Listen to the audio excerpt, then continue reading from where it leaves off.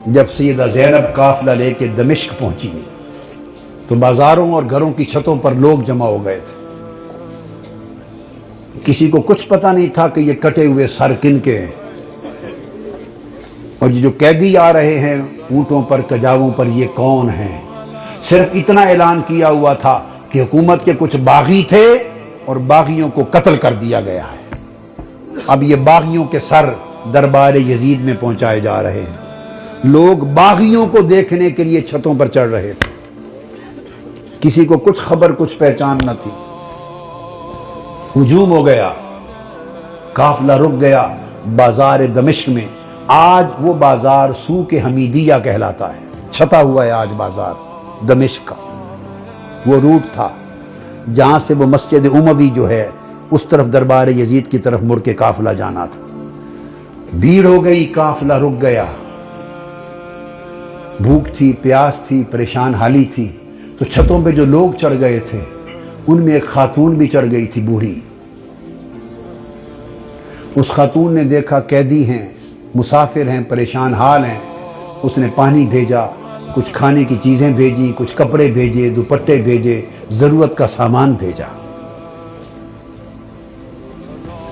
سیدہ زینب نے سارا کچھ دیکھ کر اس خاتون کو بلوایا۔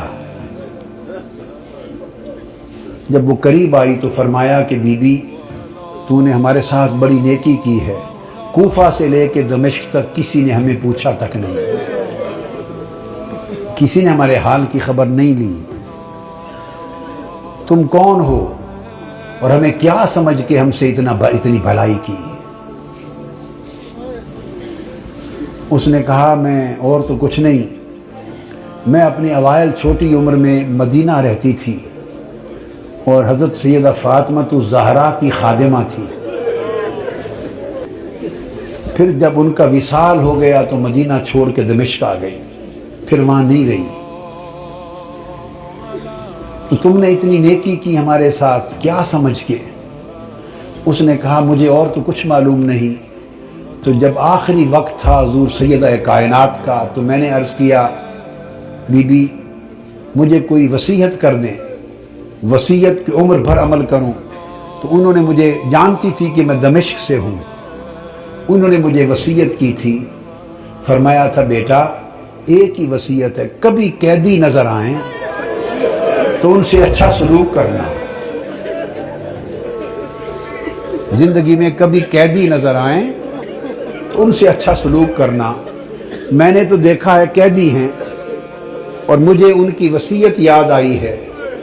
زندگی میں پہلی مرتبہ موقع ملا ہے تو میں نے سیدہ فاطمہ الزہرا کی، اپنی مخدومہ کی، میں نے نصیحت پہ عمل کر کے قیدی جان کے تو یہ سارا کچھ کیا ہے۔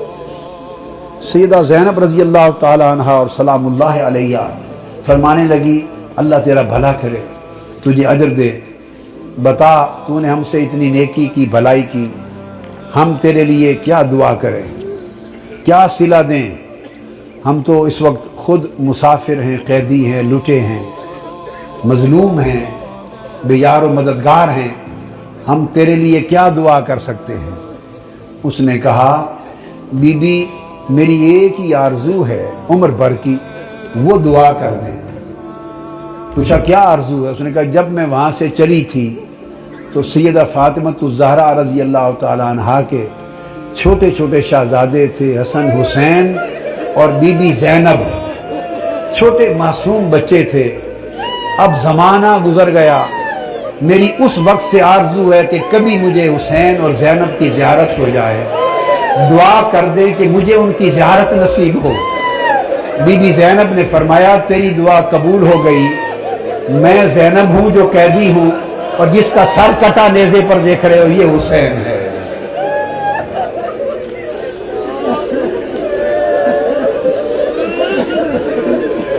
اللہم صلی علی سیدنا و مولانا محمد وعلی آلہ وصحبہ وبارک وسلم۔